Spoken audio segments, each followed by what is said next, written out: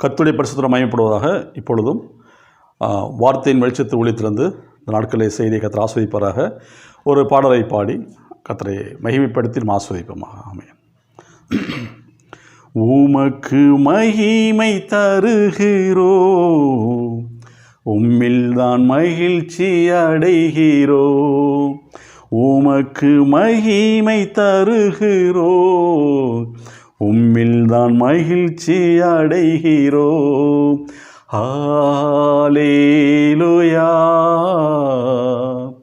ஹல்லேலூயா, ஹல்லேலூயா, ஹல்லேலூயா. தாழ்மையில் அடிமையை நோக்கி பார்த்தீரே, தாழ்மையில் அடிமையை நோக்கி பார்த்தீரே, உயர்த்தி மகிழ்ந்தீரே, ஒரு கோடி ஸ்தோத்திரமே. ஆமென். என்னை உயர்த்தி மகிழ்ந்தீரே, ஒரு கோடி ஸ்தோத்திரமே. உமக்கு மகிமை தருகிறோம், உம்மில்தான் மகிழ்ச்சி அடைகிறோம். உமக்கு மகிமை தருகிறோம், உம்மில்தான் மகிழ்ச்சி அடைகிறோம். ஹல்லேலூயா, ஹல்லேலூயா, ஹல்லேலூயா, ஹல்லேலூயா. வல்லவரே மகிமையாய் அதிசயம் செய்தே, வல்லவரே மகிமையாய் அதிசயம் செய்தே, உந்தன் திருநாமம் பரிசுத்தமானதே. ஆமென். உந்தன் திருநாமம் பரிசுத்தமானதே. உமக்கு மகிமை தருகிறோம், உம்மில்தான் மகிழ்ச்சி அடைகிறோம். உமக்கு மகிமை தருகிறோம், உம்மில்தான் மகிழ்ச்சி அடைகிறோம். வலியோரை அகற்றினி, தாழ்ந்தோரை உயர்த்தினி, வலியோரை அகற்றினி, தாழ்ந்தோரை உயர்த்தினி, பசித்தோரை நன்மைகளா திருப்தியாக்கி நீராமே. பசித்தோரை நன்மைகளா திருப்தியாக்கி நீ.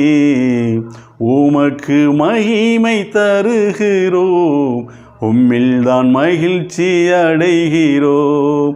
உமக்கு மகிமை தருகிறோம், உம்மில்தான் மகிழ்ச்சி அடைகிறோம். ஹல்லேலூயா,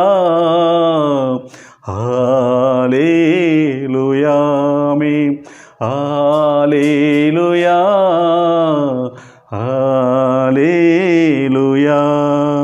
கன்மலையின் வெடிப்பில் வைத்து கரத்தால் மூடுகிறே, கன்மலையின் வெடிப்பில் வைத்து கரத்தால் மூடுகிறே.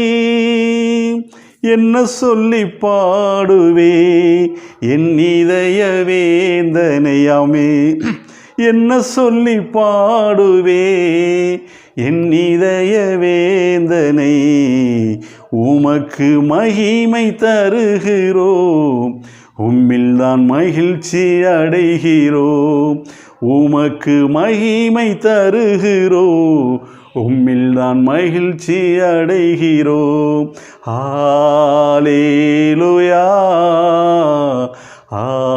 ஹல்லேலூயா, ஆமென். ஹல்லேலூயா, ஹல்லேலூயா. நன்றி ஆண்டவரே. துதி கனம் மகிமையெல்லாம் உமக்கு தான் ஆண்டவரே. வலியோர்களை அகற்றி பசித்தோரை நன்மையினால் திருப்தியாக்குற தகப்பனே நமக்கு நன்றி செலுத்துகிறோம். இந்த நாளும் கூட ஆண்டவரே ஆண்டவரே, எல்லாவற்றையும் உம்முடைய பார்வையில் சமமாக இருக்கும்படிக்கு, எல்லாம் ஒரே ஆவியுடலில் இருக்கும்படிக்கும் நீ தெரிந்தவர்களுக்கு நன்றி செலுத்துகிறோம். கர்த்தாவே, உம்முடைய கண்களை மனுக்குலத்துக்கு தயவு எடுத்தக்க நன்றி. உம்முடைய விண்ணப்பம் எங்களுக்காக நீ ஜெபம் பண்ணி பிதாவுடைய சமூகத்தில் அமர்ந்து எப்படியாவது உங்களுடைய அன்பை நாங்கள் புரிந்து கொள்ள வேண்டும், பிதாவுடைய சித்தத்தை வெளிப்படுத்த தேவனுடைய ராஜ்யத்தை நாங்கள் இந்த பூமியில் ஸ்தாபிக்க நீர் எங்கள் அழைக்கப்பட்ட அழைப்புக்காக நன்றி செலுத்துகிறோம். பரிசுத்த ஆவியானவரே, உமக்கு ஸ்தோத்திரம் ஆண்டவரே. நீர் நடத்த வேண்டிய வழியிலே சரியாக எங்களை வார்த்தைக்குள்ளாக நடத்தி, நான் உனக்கு முன்னே போய் எல்லாவற்றையும் சபைப்படுத்தின்னு சொன்னீங்க. இந்த நாட்களிலே ஆண்டவரே, எங்களுடைய வார்த்தையை உங்களுடைய சமூகத்தில் கொடுக்குறோம். இதை கேட்டுக்கொண்டிருக்கிற அன்பு சகோதரனே, சகோதரிகளே, மூப்போர்களே, வாலிப தம்பி தங்கைகளே, கர்த்தர் உங்களை கூட பேசுவாராக. உங்களை அழைத்த அழைப்பு, உங்களுக்கு கொடுத்த அபிஷேகம் ஒருவனும் பறித்து கொள்ள முடியாது. நீங்கள் யாராக இருக்கலாம். ஆண்டவர் இயேசு கிறிஸ்து இந்த பூமியில் வந்து நம்மளுக்காக இரத்தத்தை சிந்தி தன் ஜீவனை கொடுத்து மயிரோடு உயிரோடு கூட எழுந்து இந்த நாள் வரைக்கும் நம்முடைய கரத்தை நம்மளோடு கூட நம்ம நிழலுக்கு பின்பாக கூட வந்து கொண்டிருக்கிறார். அதனால சொல்கிறார், பயப்படாதேன்னு சொல்கிறார். ஆகையால் அவரை முந்தினோரை பிந்தினராகவும் பிந்தினோரை முந்தினராகவும் அழைக்கிற தகப்பனாக இருக்கிறார். சரிங்களா? அதனால இந்த நாட்களிலே கர்த்தர் கொடுத்த வார்த்தையை நான் சற்று உங்களோடு பகிர்ந்து கொள்கிறேன். கர்த்தர் தாமே ஆஸ்வதிப்பாராக. ஆமீன், ஆமீன், ஆமீன், ஆமீன், ஆமீன். தேங்க்யூ. God bless you. புதிய ஏற்பாட்டிலிருந்து மத்தேயு எழுதின சுவிசேஷத்திலிருந்து 20வது அதிகாரத்திலிருந்து பரலோக ராஜ்யம் ஒரு வீட்டு எஜமானாகிய ஒரு மனுஷனுக்கு ஒப்பாக இருக்கிற வார்த்தையை குறித்து வேதம் சொல்கிறது. முந்தின அதிகாரத்தில் பார்க்கிறோம், தேவன் தாமே எல்லாவற்றையும் கர்த்தருக்காக தன்னை அர்ப்பணிக்கிற ஒரு பார்க்கிறோம். 19வது அதிகாரம் 29வது சொல்லுது, என் நாமத்தின் நிமித்தம் வீட்டையாவது சகோதரனையாவது சகோதரியாவது தகப்பனையாவது தாயையாவது மனைவியாவது பிள்ளைகளையாவது நிலங்களையாவது விட்டவன் எவனோ அவன் நூறத்தனையான நன்மையை அடைவான். நூறத்தனையான நன்மையை அடைந்து நித்திய ஜீவனையும் சுதந்திரித்து கொள்வான் என்று கர்த்தர் இயேசு சொல்கிறார். ஆகிலும் முந்தினோர் அநேகர் பிந்தினராகவும் பிந்தினோர் அநேகர் முந்தினராகவும் இருப்பார்கள் என்று சொல்லி சீசருக்குள்ளே என்ன செய்கிறாரு, ஒரு சில உவமைகளை சொல்கிறார். 20வது அதிகாரம் 1 சொல்லுது, பரலோக ராஜ்யம் வீடு எஜமானாகிய ஒரு மனுஷனுக்கு ஒப்பாக இருக்கிறது. அவன் தன் திராட்சை தோட்டத்துக்கு வேலையாட்களை அமர்த்தும்படி அதிகாலையிலே புறப்பட்டு போனான் என்று வசனம் சொல்லுது. எனக்கு அருமையானவர்களே, தன் திராட்சை தோட்டத்துக்கு ஒரு எஜமானாகப்பட்டவன் தன் திராட்சை தோட்டத்துக்கு வேலையாட்களை போனோம் அதிகாலையிலே. வசனம் சொல்வது சில இடத்துல வாசிக்கிறோம், அதிகாலையிலே என்னை தேடுகிறவர் நன்மை கண்டடைவார்கள், என்னை கண்டடைவார்னு அவர் சொல்லியிருக்காரு. இந்த காலை வேளையில் அவரோடு கூட பேச ஒரு பெரிய பாக்கியமாக நம்மளுக்கு இருக்கிறாங்க. அருமையானவர்களே, நம்ம இரவுலாம் நம்ம நித்திரை செய்ய தூங்கி நம்மளுக்கு இளைப்பாதலை கொடுத்து சமாதானத்தோடு மறுபடியும் ஜீவ நாட்களை கொடுத்து எழுந்து அவரோடு பேச முடியாது வைத்திருக்காங்க. நம்முடைய முதல் ஜெபம் அவரோடு கூட சம்போசிக்கக்கூடிய ஒரு வார்த்தையாக இருக்கிறது. அந்த எஜமான் எழுந்திருந்து தன் திராட்சை தோட்டத்துக்காக வயலில் அந்த திராட்சை பழங்களை அறுவடை செய்வதற்காக வேலையாட்கள் தேடி போகிறார். 2வது வசனம் சொல்லுது, வேலையாட்களுடன் நாளொன்றுக்கு ஒரு பணம் பேசி அவர்கள் தன் திராட்சை தோட்டத்துக்கு அனுப்பினான். போகிறான், அங்கே வேலை செய்கிற நபர்கள் சில இடத்துல வீடுகள் இருக்காங்க, அங்கே போய் சந்தித்து நீங்கள் போய் என் திராட்சை தோட்டத்துக்கு போங்க, வேலை செய்யுங்க, உங்களுக்கு எவ்வளோ கூலி என்று பேசும்போது அவங்க ஒரு பணத்துக்கு சம்மதிக்கிறாங்க. ஒருவேளை ரொம்ப கூட கேட்டிருக்கலாம், ஆனால் எஜமான் சொல்கிறது ஒரு பணம் ஒன்று தரேன்னு சொன்னோன்னா அவங்க ரொம்ப சந்தோஷப்பட்டு ஒரு பணம் தரீங்களா எங்களுக்கு ரொம்ப சந்தோஷம் ஆயிடுச்சுன்னு சொல்லிட்டு அந்த ஒரு பணத்துக்கு என்ன செய்கிறாங்க, எஜமான்கிட்ட கீழ்ப்படிந்து திராட்சை போகிறாங்க. 3ஆம் மணி வேளையிலும் அவன் புறப்பட்டு போய் கடைத்தெருவிலே சும்மா நிற்கிறவர்களை பார்த்து, சும்மா நிற்கிறாங்க, ஒருவன் வேலைக்காக ஆயத்தப்பட்டது மனுஷனை அழைத்து அவனை வேலைக்கு அனுப்பிச்சிட்டாங்க. எனக்கு அருமையானவர்களே, அப்போ இங்கே சும்மா இருக்கிறவங்க என்ன செய்கிறாங்க, வேலைக்கு போவாங்க. கடைத்தெருவில் போய் வேலை இல்லாமல் யாராவது வேலை கொடுக்க மாட்டாங்களான்னு அங்கே சும்மா அந்த டீ கடை மற்ற அந்த கடை தெருவில் உட்காந்து அரட்டை அடித்து கொண்டு இருப்பார்னு நினைக்கிறேன். கண்டிப்பாக அவங்களே பார்த்து அந்த எஜமான செய்கிறாரு, 3ஆம் மணி வேளையில் புறப்பட்டு போய் கடைத்தெருவில் சும்மா நிற்கிற வேறு சிலரை கண்டு நீங்களும் திராட்சை தோட்டத்துக்கு போங்கள், நியாயமானபடி உங்களுக்கு கூலி கொடுக்கப்படும் என்றான். அவர்களும் புறப்பட்டு போனார்கள். 3ஆம் மணி வேளையிலும் வந்து புறப்பட்டு போனார்கள் என்று வசனம் சொல்கிறது. சரிங்களா? போங்க. 5ஆம் வசனம் சொல்லுது, மறுபடியும் 6ஆம் 9ஆம் மணி வேளையிலும் அவன் போய் அப்படியே செய்தான். மறுபடியும் ஒரு கூட்டத்தை அனுப்பிச்சி வைக்கிறாரு. இப்போ இன்னொரு இடத்துக்கு வராரு. வசனம் 6 சொல்லுது, 11ஆம் மணி வேலை முடிய போகிற நேரத்தில் கொஞ்சம் நேரம் தான் இருக்குது. 12 மணிக்கு என்ன செஞ்சிடும், இன்றைக்கி டைம் பிரகாரம் பாருங்கள் 12 மணிக்கு வேலையை முடிச்சிடறாங்க. 12 மணி 1 மணிக்கு வேலையை முடிச்சிடறாங்க. அப்போ அந்த வேலை முடிக்கிற நேரத்தில் 11ஆம் மணி வேலையிலே அவன் போய் சும்மா நிற்கிற வேறு சிலரை கண்டு, நீங்கள் பகல் முழுவதும் இங்கே சும்மா நிற்கிறது என்ன என்று கேட்டார். எனக்கு அருமையான, பகல் முழுவதும் இங்கே நீங்கள் சும்மா நிற்கிறது என்ன?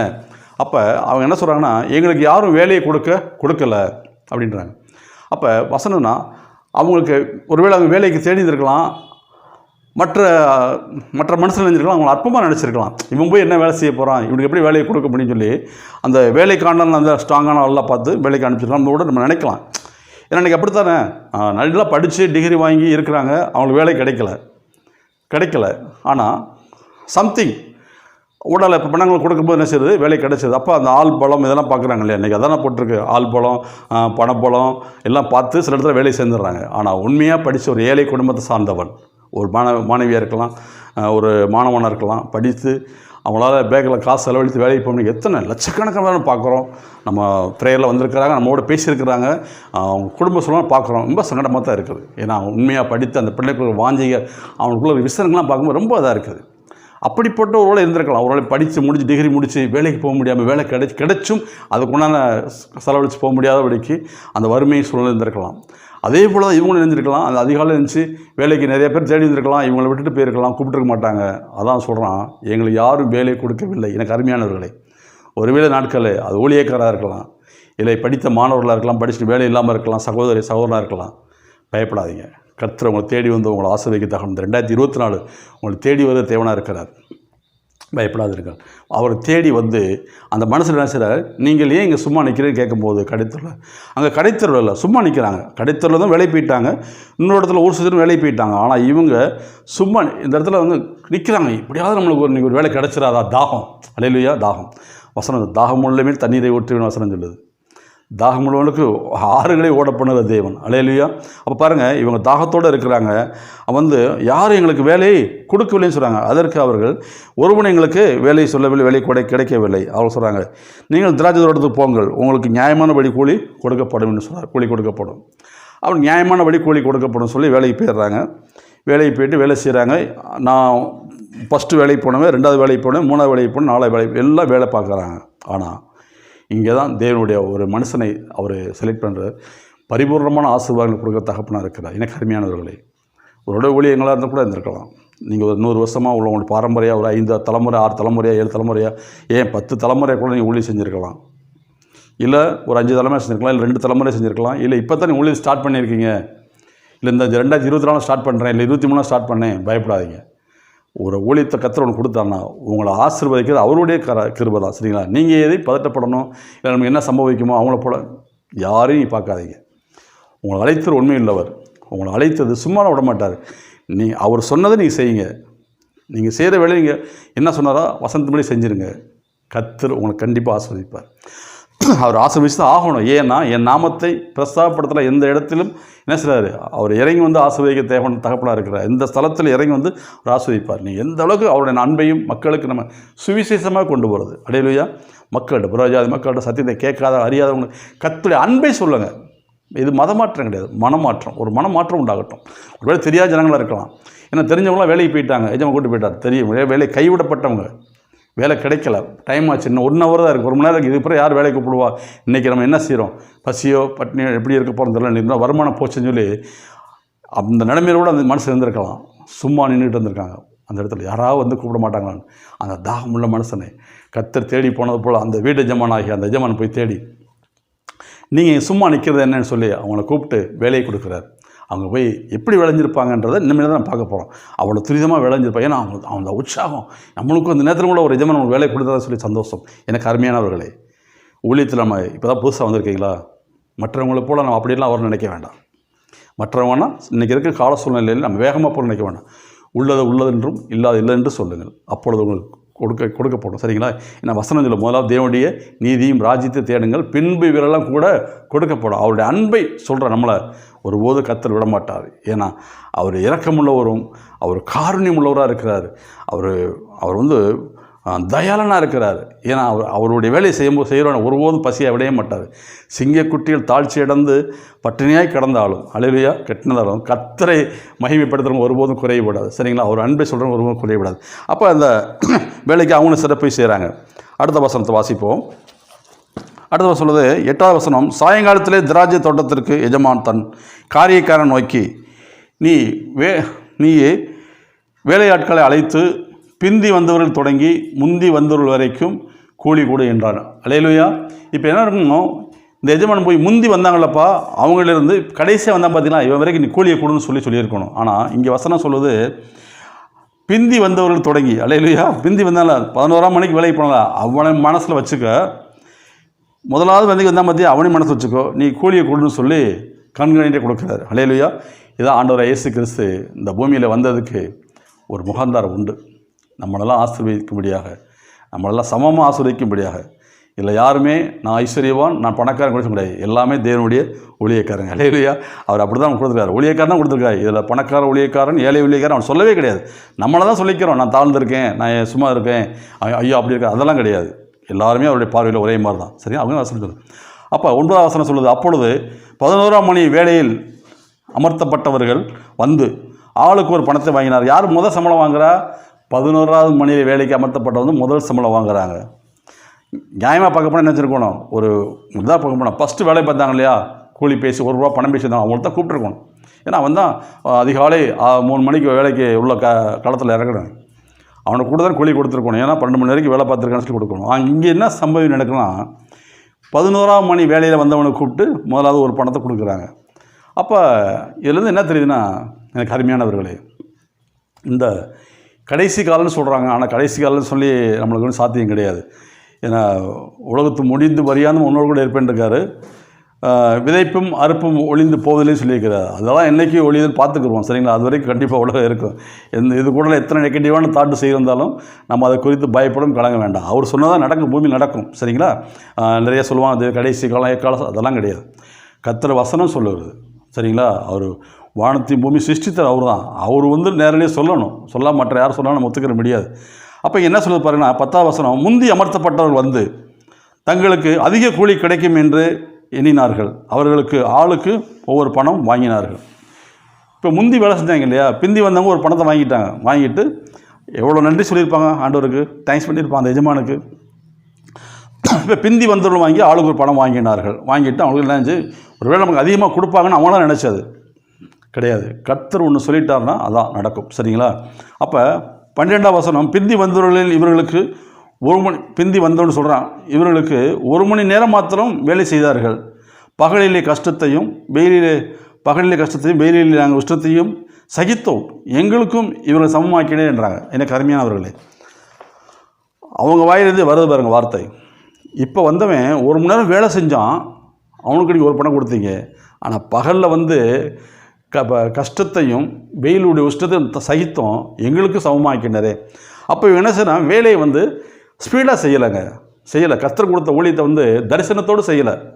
ஏதோ நம்ம வேலை செய்கிறோம் அப்படின்னு தன்னை படம் காமிச்சிக்கிட்டு இருந்திருக்காங்க தவிர அந்த ஊழியம் செய்யலைன்னு சொல்லி தான் வசனம் சொல்லுது. ஏன்னா எஜமான அனுப்புனதுக்கு அவன் இணைஞ்சிருக்கான். அந்த வேலையை துரிதம் பார்த்து தானே எஜமான கிடைக்கும், தயவு கண்டிப்பாக கிடச்சிருக்கும். பார்த்து அவனுக்கு தேவையான சந்திச்சிருப்பார்.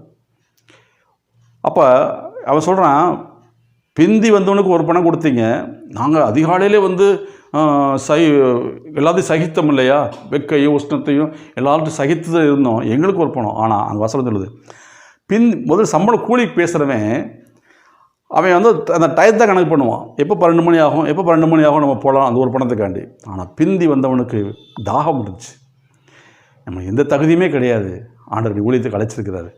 இல்லை எனக்கு இந்த இவ்வளோ படிச்சிருக்கலாம், நீங்கள் மாணவர்கள் வேலைக்காண்டு இருக்கலாம், எனக்கு எந்த இதுவுமே தெரில, என்னை பணம் கட்டி போக முடியல, ஆனால் கர்த்தர் இந்த வேலையை கொடுத்தாரு சொல்லி அவன் தாங்க கர்த்தருக்கு உண்மையாக நடப்பான். எப்படி எந்த ஒரு ரெக்கமெண்ட் இல்லாமல் நான் படித்த படிப்பு கர்த்தருடைய கண்கள் தயவடைக்கு பண்ணி இந்த வேலை எனக்கு ஜாப் கிடச்சிச்சு, இன்றைக்கி நல்லா சம்பாதிக்கன்னு சொல்லி கர்த்தருக்கு அவன் தான் சாட்சியாக இருக்க முடியும்.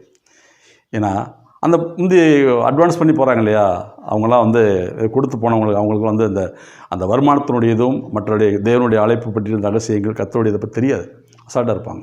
ஏன்னா பெருமையாக சொல்லலாம், நாங்களாம் படித்தோம் வச்சுன்னு சொல்லலாம். ஆனால் எனக்கு அருமையானவர்களே, இங்கே வசனம் சொல்லுகிறது, இதெல்லாம் ஏன் பேசுகிறேன்னா, இன்றைக்கி உலகத்தில் காரியங்கள் அப்படி தான் இருக்குது. அதான் முன்னால் சொல்லி வச்சுருக்காங்க. வேலைக்காரங்களை குறித்து எப்படி சொல்லி வச்சுருக்காங்க பாருங்கள். அப்போ 11ஆம் மணி வேலைக்கு போன 1 மணி நேரத்தில் தன் எஜமான் கொடுக்க ஏன்னா அவனுக்கு ஒரு பணம் பேசலை. எஜமான் தருவார், அவ்வளோதான். அவனுக்கு நம்பிக்கை தான். உனக்கு ஒரு பணம் தான் சமமாக கூலி கொடுக்கப்பட, அவ்வளோதான். யார் சொன்னாரா, நான் 6 மணிக்கு 4 மணிக்கு வேலைக்கு போயிருக்காங்க, அவனுக்கு நான் ஒரு பணம் பேசியிருக்கிறேன். இன்னொருத்தன் 9ஆம் மணி வேலையில் போனால் அவனுக்கு நான் பேசியிருக்கிறேன். இல்லை 11ஆம் இன்னொருத்தரும் போயிருக்கான், அவனுக்கு நான் பணம் பேசியிருக்கேன். ஆனால் நீ இப்போ தான் போகிற, உனக்கு இவ்வளோ தான் கொடுக்க முடியும் அந்த எஜமான் சொன்னாரா? சொல்லவே கிடையாது. ஒரே ஒரு வார்த்தை, சத்தியத்தை கீழ்ப்படிஞ்ச மாதிரி, வசந்தி கீழ்ப்படிஞ்ச மாதிரி எஜமான் சொன்னார், நம்ம போய் செய்வோம். எப்படியாவது வேலை கிடச்சிச்சு, அந்த சந்தோஷம் தான். அவன் உற்சாகமாக செய்ய ஆரம்பித்தான். ஆண்டவர் சமூகத்தில் உட்காந்து சரிங்களா, உற்சாகமாக செய்ய வரைச்சான். அவருடைய கண்கள் அந்த வேலையில் திராட்சை செடி மேலே பயங்கர ஸ்பீடாக பார்த்தான்னு சொல்லி வசனம், ரொம்ப ஸ்பீடாக பார்த்தா அறுவடை அந்த முந்தி வந்தவங்களை காட்டிலையும் அதிகமான வேலை செஞ்சது இவன் தான் வசனம். அப்படி தான் நம்ம நினைக்க வேண்டியிருக்கு. அவன் துரிதமாக எஜமானுக்கு உண்மையாக உழைச்சதுனால கர்த்தர் அற்புதம் செய்கிறார். சரிங்களா, அப்போ சமமாக்கினார் என்று வசனம் சொல்லணும். அப்போ அந்த வீடு எஜமானாகிய அதில் ஒருவனை அழைத்து சொல்கிறார். சொல்கிறான்னு பாருங்கள், அவர்களில் ஒருவனுக்கு அவன் பிரதித்திரமாக, யார் வீடு எஜமான் சொல்கிறார், பிரதித்திரமாக, சிநேகிதனே, நான் உனக்கு அநியாயம் செய்யவில்லையே. அல்லேலூயா, நான் உனக்கு அநியாயம் செய்யலை. நீ கேட்ட என்ன கேட்டால், எனக்கு இவ்வளோ இருந்தால் போதும், அவ்வளோ இருந்தால் போதும்னு கேட்டு கேட்டாயிட்டு. ஆனால் அவன் எதுவுமே என்கிட்ட கேட்கல, நான் உனக்கு கொடுத்துருக்கேன் அப்படின்றாரு. அப்போ உனக்கு அநியாயம் செய்யவில்லை, நீ என்னிடத்தில் ஒரு பணத்துக்கு சம்மதிக்கவில்லையா? ஒரு பணம் சம்மதிச்சில்லை, சம்மதிச்சான வேலைக்கு வந்த, அப்போ நீ ஒரு பணம் தான் வாங்கிக்க சொல்கிறாரு. உன்னுடையதை நீ வாங்கி கொண்டு போ, உனக்கு கொடுத்ததைப் போல பிந்தி வந்தவனாகி இவனுக்கும் கொடுப்பது என்னுடைய இஷ்டம் என்றார். ஹல்லேலூயா, நீ பிந்தி வந்திருக்கிறான், அவனுக்கு நான் கொடுப்பேன். நீ முந்தி வந்தால் நீ எதை கேட்டால் அதை உனக்கு கொடுத்துட்டேன், நீ ஏன் எரிச்சல் அடையிறேன்னு சொல்கிறார். நீ எரிச்சல் அடையாத அப்படின்னு சொல்லிட்டு பாருங்கள் சொல்கிறாரு. உனக்கு வாங்கி கொண்டு போன்னு சொல்கிறாரு. 15, என்னுடையதை என் இஷ்டப்படி செய்ய எனக்கு அதிகாரம் இல்லையா? அவர் சொல்கிறாரு, அதிகாரம் இல்லையா? நான் தயாரான இருக்க, நீ ஏன் வன்கணனாக இருக்க? ஹல்லேலூயா, வசனம் சொல்லுவது. இன்றைக்கி இந்த பூமியில் ஊழியத்தை எடுத்துக்கங்க, மற்ற ஜாப் எடுத்துக்கங்க, எதுலேயுமே ஒரு மனுஷனுக்கு இந்த நண்டுகளை போல், ஒரு வாளியில் நண்டை போட்டோன்னே செய்யும், ஒரு நண்டு ஏறும், இன்னொரு நண்டு கீழே இழுத்து விட்டுரும், இங்கிட்ட ஒரு நண்டு ஏறும், அந்த நண்டு பிடிச்சி இழுத்து விட்டுரும். இப்படி நண்டுகள் வெளியே வராமல் அதுக்குள்ளேயே சுற்றிக்கிட்டே இருக்கும். அதே போல் இன்றைக்கி ஒரு மனிதர்கள் சில நான் அடிமைத்தனமாகவே வச்சுருக்கணும் அப்படின்ற மாதிரி பிளான்லாம் இருக்கக்கூடாது. எனக்கு அருமையானவர்களே, இந்த எஜமான் பாருங்கள், அவனை எப்படி உற்சாகப்படுத்துறான்னு பாருங்கள். அவன் பிந்தி வந்தான், அவனுக்கு கொடுக்குறது என்னுடையதை கொடுக்குறது, நீ ஏன் சகனப்படுற? நான் தயாரான இருக்கேன், நீ ஏன் வன்கணனாக இருக்கேன்றார். கர்த்தர் ஒரு மனுஷனை ஆசீர்வதிக்கும் போது சந்தோஷப்படக்கூடிய ஆசீர்வாதம் தான் அன்றைக்கி பூமியில் இருக்கணும். அதுதான் தேவனுடைய அபிஷேகம், தேவனுடைய அழைப்பு, தேவனுடைய ஊழியம். ஒரு மனுஷன் உயர்றானா அவன் உயருக்கு என்ன காரணம் எப்படி சொல்லி அதை பின்பற்றணும். சரிங்களா, அவனை இழுத்து விட நினைச்சா முடியாது. அவனை இழுத்து விட்டால் நீ அந்த இடத்துல இருக்க முடியும். அவனை ஏற மாட்டான், நீ ஏற மாட்டேன். அப்போ அந்த வன்கண்கள், எரிச்சல், பொறாமை எல்லாம் மனுஷன் எடுத்து போட்டார்னு வசனம் சொல்லுது. எனக்கு அருமையானவர்களே, நீங்கள் படிப்பார்கள், வேலை காரியமாக இருக்கலாம், பயப்படாதீங்க. படிச்சுட்டு வேலை கிடைக்கலையா, மற்றவங்க கூட போய்ட்டான்னு புறாமப்பட்டான்னு சொல்லி அவனை நீங்கள் சாக்கு போக்க சொல்லாதீங்க. யார்ட்டையும் அனுப்பி இப்படி போயிட்டான்னு சொல்லி மன உளைச்சல் பாட வேண்டாம். பொல்லாதவளை குறித்து எரிச்சல் அடையாது. நியாயக்கீடு சிறு மேல் புறமை கொள்ளாதுன்னு வசனம் சொல்லியிருக்கு. அப்போ அவங்களுமே எரிச்சல் வேண்டாம். நீ சமூகத்தில் காத்துரு ஆண்டவரே, எனக்கு நீ படிக்க வச்சிங்க, எனக்கு நீ வேலையை கொடுங்க ஆண்டா, எனக்கு ஒரு நல்ல வாழ்க்கை கொடுங்க, எனக்கு நல்ல இந்த பிஸ்னஸில் நல்ல ஒரு ஆசீர்வாதத்தை கொடுங்க. இது வரைக்கும் நஷ்டம் தான், நான் மற்ற யாரும் பார்க்கல, எனக்கு நீங்கள் இந்த தொழில் தானே கொடுத்தீங்க, இந்த பிஸ்னஸ் ஆசீர்வாதம் அவர் சமூகத்தில் காத்துருங்க, வெயிட் பண்ணுங்க. அப்படி தான் அந்த 11ஆம் மணி வேலையில் வெயிட் பண்ணா, எப்படியாவது வேலை கிடைச்சிடாதான் தெய்வ சமூகத்தில் இருந்த மாதிரி வெயிட் பண்ணா. ஆனால் எஜமானுடைய கண்கள் தயவு கிடைச்சிச்சு. அதனால தான் பைபிள் சொல்லுது, பரலோக ராஜ்யம் ஒரு வீட்டு எஜமானுக்கு ஒப்பாக இருக்குது. அவன் தான் கணக்கு பண்ணுறான். அவன் யார் வேலை பார்க்கல. இன்றைக்கி அருமையான இந்த பூமியில் இன்றைக்கி கோடிக்கணக்கான ஊழியர்கள் இருக்கலாம், எல்லாரும் தேவனுடைய அன்பை தான் வெளிப்படுத்துகிறோம். ஆனால் பொறாமை, எரிச்சல், சந்தேகம் வரக்கூடாது. அல்லேலூயா, மற்றவனுடைய வளர்ச்சியை கண்டு என்ன செய்யக்கூடாது, பொறாமப்படக்கூடாது. அவனையும் கர்த்தர் ஆசீர்வதித்திருக்கிறார். அல்லேலூயா, அவனையும் கர்த்தர் ஆசீர்வதித்திருக்கிறார். கர்த்தர் ஆசீர்வதிக்கட்டும். அந்த மனம் வரணும், ஒரு தகப்பனுடைய மனம் வரணும். தகப்பன் பாருங்கள், நிறைய பிள்ளைங்க, ஒரு 5 பிள்ளைங்க இருக்கும். பெரியவன் படிச்சிருப்பான், சின்னவன் படிச்சிருப்பான், எல்லாம் படிச்சிருப்பாங்க. ஆனால் அந்த கடைசியாக இருக்கிறவன் யாருக்கும் ஒரு வேலை நல்லா கிடைச்சா முன்னுக்கு போயிடுவான். அதை குறித்து சகோதரர் வேணால் பொறாமைப்படுவாங்க. இன்றைக்கி அதான் நடந்துக்கிட்டு இருக்குது. ஆனால் தகப்பன் ஒருபோதும் பொறாமைப்படையே மாட்டார். அவனையும் பிள்ளை தான்டா, நல்லா வரட்டும்னு சொல்லி நினைப்பார். ஏன்னா உனக்கும் நான் காலங்கள் கொடுத்து பார்த்தேன், படிக்க வச்சு பார்த்தேன், நல்ல வேலையில் கொடுத்தேன், நீ என்ன செய்யலை, அந்த அபிஷேகத்தை பெற்றுக்கல. ஆனால் அவனும் பெற்றுக்கொண்டான். இல்லையா, இது பாருங்கள். அதே போல் ஈசாய் மகனுக்கு பாருங்கள், 8 பேர் இருந்தாங்க. ஆனால் ஒவ்வொருத்தனா அபிஷேகம், சாமுவேல் அபிஷேகம் பண்ணுறாரு, இல்லை தேவன் இல்லைன்றாரு. அவருக்கு சந்தேகம் வந்துருச்சு. அப்போ ஈசாய் கொடுக்குறாரு, உமக்கு இன்னும் யாராவது பிள்ளைகள் இருக்காங்களா? அப்போ தான் ஈசாய்க்கு ஞாபகம் வருது. ஈசாய் சொல்கிறாரு, ஆமாம், வயல்களில் ஆடுகளை மேய்த்து கொண்டு தாவீது இருக்கிறான்னு சொன்னார். அல்லேலூயா. அப்படி சொல்லும் போது அங்கே தான் தேவன் இருக்கிறார். அதே போல் யார் இன்றைக்கி உங்களை அற்பமாக நினச்சி அவன் வரமாட்டான், அவன் லாய்க்கிலேன்னு சொல்கிறாங்களா, கர்த்தர் அவனை மூளைக்கெல்லாம் மாற்றுவார். அல்லேலூயா. எனக்கு அருமையான அன்பு சகோதரனே, நீங்கள் ஊழியம் செஞ்சுக்கிட்டு இருக்கலாம், ஒரு எளிமையான ஊழியம் செய்யலாம், ஒரு கிராம ஊழியம் செய்யலாம், இல்லைன்னா உங்கள் சபைக்கு ஒரு நபர் கூட வராமல் இருக்கலாம், இல்லை வந்துக்கிட்டவங்களாக இருக்கலாம். ஒரு 2 ஆத்துமா தான் இத்தனை வருஷம் வரான்னு சொல்லலாம். பயப்படாங்க. அந்த இடத்துக்கு கர்த்தர் ஆசீர்வாதம் வல்லவராக இருக்கிறார். எதை குறித்து கவலைப்படாங்க. அவருடைய வசனம் உங்களுக்கு ஜீவன் உடலுக்கெல்லாம் ஆரோக்கியம் சொல்லப்பட்டு இன்றைக்கு வரைக்கும் நம்ம ஜீவனோடு தான் ஊழியம் செய்கிறோம். சரிங்களா? ஒரு ஆத்மானாலும் வருதில்லை, அதுக்கு தேங்க்ஸ் பண்ணுங்கள். 10 ஆத்மா தான் தேங்க்ஸ் பண்ணுங்கள். ஒருவனும் உங்கள் ஆத்மாவை யாரும் பிரிக்க முடியாது. அந்த நம்பிக்கை உங்களுக்கு இருக்கணும், கடவுள் மேலே நம்பிக்கை இருக்கணும். ஆடை எனக்கு கொடுக்குற ஆத்மா நீங்கள் கொடுத்தது ஒருவனும் பறித்துக்கொள்ள முடியாது. உங்களுக்கு கொடுத்த ஆடுகளை ஒருவனும் பறித்துக்கொள்ளே முடியாது. தாவீதுக்கு இருந்த ஆடுகளை ஒரு முறை சிங்கம் பிடிச்சிட்டு போச்சு, விட்டார தாவீதை விடவே மாட்டேன்ட்டார். பின்னாலே விரட்டி போய் நெஞ்சாரு. அந்த சிங்கத்தின் வாயை கிழித்து அந்த உயிரோடு கொண்டுட்டார். ஒரு முறை கரடி பிடிச்சிச்சு, கரடியே கொண்டுட்டார் தாவீது. அல்லேலூயா. கொண்டுட்டு அந்த ஆட்டை மீட்டு கொண்டு வந்தார். அதே போல் தான் எனக்கு இல்லை, அது இல்லை, இதில் எது குறித்து புலம்பாதீங்க. கர்த்தர் உங்களை ஆஸ்வதிக்க வல்லவராக இருக்கிறார். உங்களுக்கு என்ன கூலி பேசுகிறாரோ அதை தருவ வல்லவராக இருக்கிறார். இன்றைக்கி சும்மா இருந்தவனுக்கு கூப்பிட்டு ஆஸ்வதிக்காருன்னா அதான் கர்த்தரோட கிருபை. அதான் தயாளான். அவர் தயாளான். அவர் அவர் தயாளனா எப்படி எல்லாமே அவரு தான். அவர் கொடுக்க யாரும் கொடுக்கலாம், பகிர்ந்து கொடுக்கலாம். அதை குறித்து நீங்களும் நானும் பொறாம்புறக்கு எந்த இதுவும் நம்மளுக்கு கிடையாது. என்னையும் நீங்கள் நெல்லைக்கு பண்ணியிருக்கீங்க, ஆசிர்வதிச்சிருக்கீங்க, என் ஒளித்தெல்லாம் வளர்க்குறீங்க, எனக்கு தேவையை சந்திக்கிறீங்கன்றவரை நன்றி. இன்னும் நான் என்ன செய்ய விரும்புகிறீங்க, இதை பேசுவோம். அல்லேலூயா. அப்போ தான் கர்த்தருடைய மகிமை வெளிப்படுமா சொல்லுது.